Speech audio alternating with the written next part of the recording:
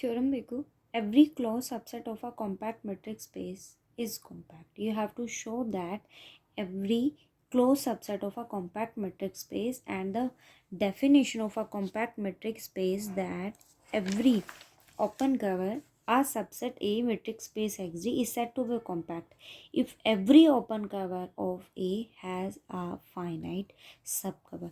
Every open cover के लिए अगर आपके पास में फाइनाइट सब कवर एग्जिस्ट करेगा then it's said to be a compact. But in a simply language we said that compact is a closed plus bounded, is in a compact set. You have to show that every closed subset, for a closed subset we take here F be a closed subset of a compact metric space, and this metric space is a compact metric space, so that's why it has a open cover. It has every open cover in a metric space XD which has a finite subcover.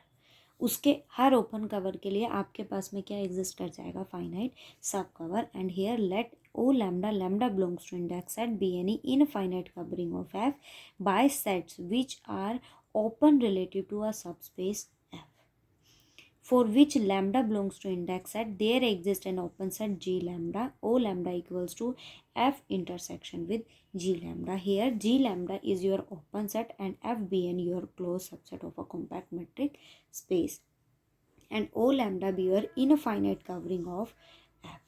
First, here F is your closed set.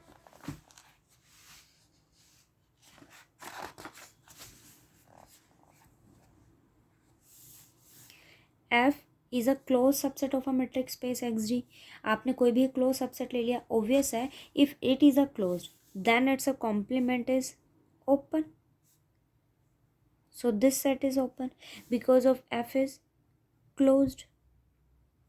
And if F is a closed then this set is an open. And here G lambda be your an open set. If F is a closed then X minus alpha is an open set which is a related to F, जो F के साथ relate करता है. And the family consisting of F lambda, this is an open and G lambda is also an open set. G lambda is also an open, and X minus alpha is an open set, and G minus lambda, lambda belongs to an open index set, is an infinite open covering of X. But X जो है वो आपके पास क्या है, एक compact set है. तो उसके लिए मैंने क्या चूज़ करा, देखो X जो है ना वो आपके पास कैसा सेट है, कॉम्पैक्ट सेट है. और कॉम्पैक्ट सेट की डेफिनेशन आपको ये कहती है for every open covering, for every open sets के लिए, ओपन कवर के लिए आपके पास में इनफाइनाइट सब कवर्स एग्जिस्ट करते हैं.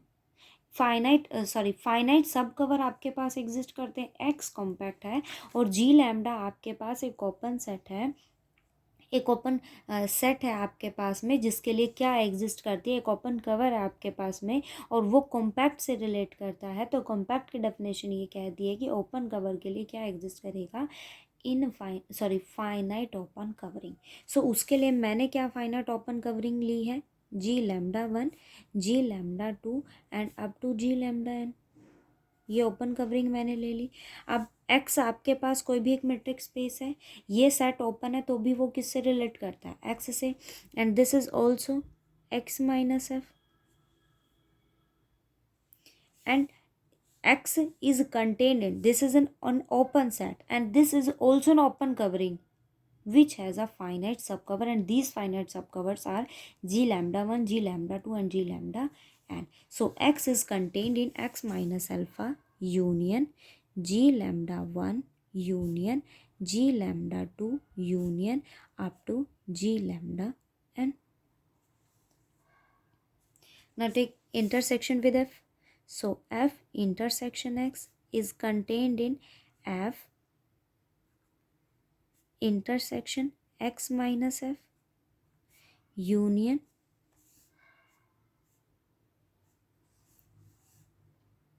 F intersection G lambda 1 union F intersection G lambda 2 up to union F intersection G lambda n.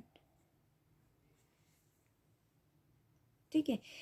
Largest है स्मॉलेस्ट है, दोनों का इंटरसेक्शन आप लोगे तो आपके पास वैल्यू क्या देगा, F is contain in, F intersection with complement of F is 5 and union with, here f is your a closed set and intersect with an open covering, and we let o lambda equals to f min intersection g lambda I, and where o lambda be your any infinite covering and g is an open set, open cover, and this open cover has a finite subcover. And finite subcover, f is your a closed subset of a metric space, then their intersection is in o lambda. So o lambda 1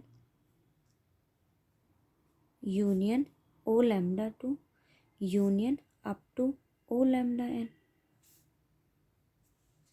So f is contained in o lambda I and I 1 to,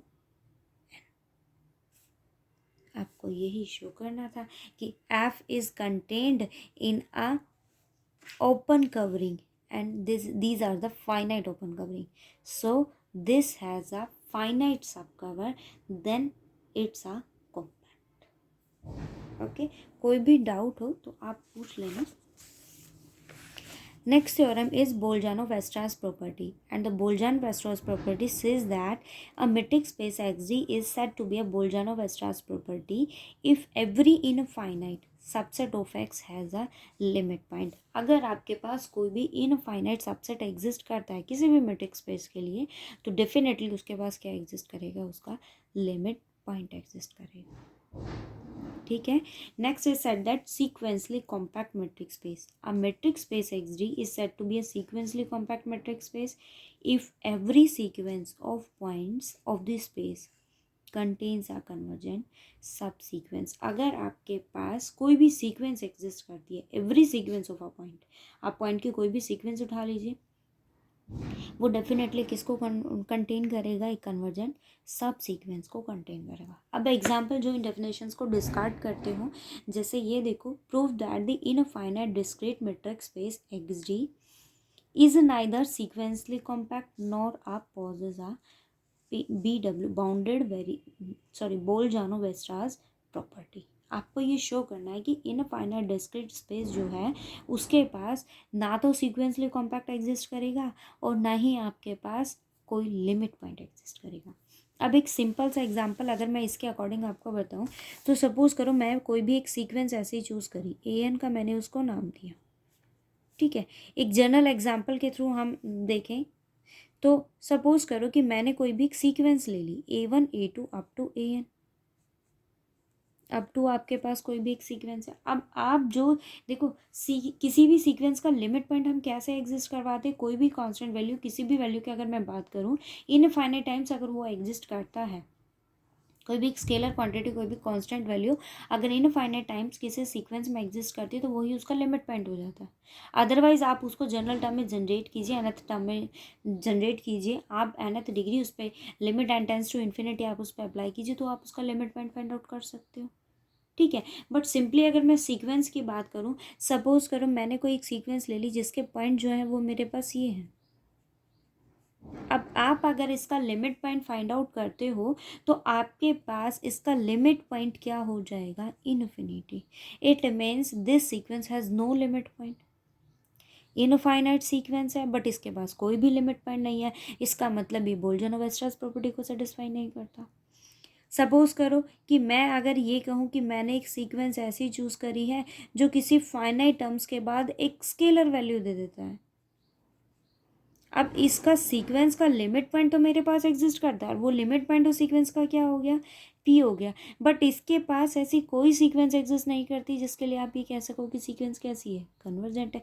आप कोई भी sequence ऐसे सब sequence इसकी बना लीजिए जो उसको कन्वर्ज नहीं करता, तो आपके पास डिस्क्रीट स्पेस जो होता है, इनफाइनाइट डिस्क्रीट स्पेस, ना तो आपके पास सीक्वेंसली कॉम्पैक्ट होगा बिकॉज देयर इज नो सब सीक्वेंस देर इज़ नो सब sequence which has a convergent sub sequence. इसके पास कोई भी सीक्वेंस, मतलब यहाँ को देर इज़ नो सब सीक्वेंस विच इज़ कन्वर्स, जो क्या कर जाए, कन्वर्स कर जाए, ऐसी कोई सब सीक्वेंस यहाँ एग्जिस्ट नहीं करती।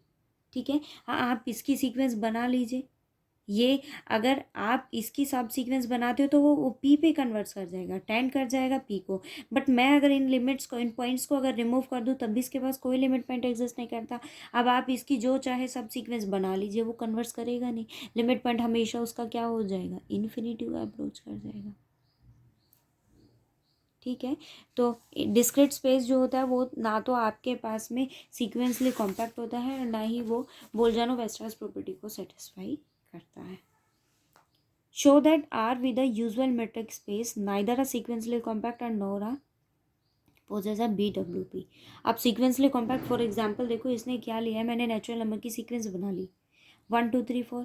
an आपके पास कन्वर्स कर ही नहीं सकता, और ना ही इसके पास कोई सब सीक्वेंस ऐसी एग्जिस्ट करती है जहाँ आप ये कह सको कि सीक्वेंस मेरे पास क्या है, बोल्जानो-वेस्टर्स प्रॉपर्टी को सेटिस्फाई करता है। आप एग्जाम्पल्स एक बार रीड करना और फिर कोई डाउट हो तो फिर मुझे बताना। ठीक है।